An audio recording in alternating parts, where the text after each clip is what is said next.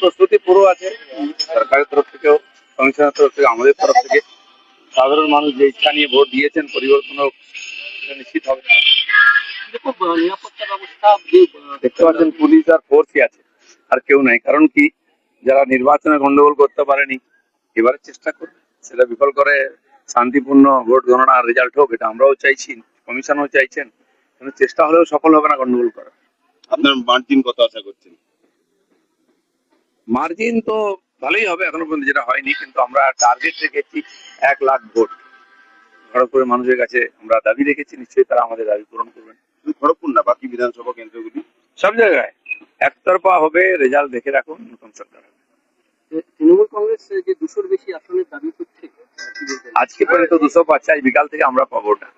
অভিযোগ করছেন যে বিভিন্ন জায়গায় সিসি ক্যামেরা বন্ধ হয়ে যাচ্ছে, লোডশেডিং হয়ে যাচ্ছে। যারা হেরে যায় তারা অভিযোগ করে। অলরেডি রাস্তায় বসে গেছেন, কারা বসে? বিরোধীরা বসে।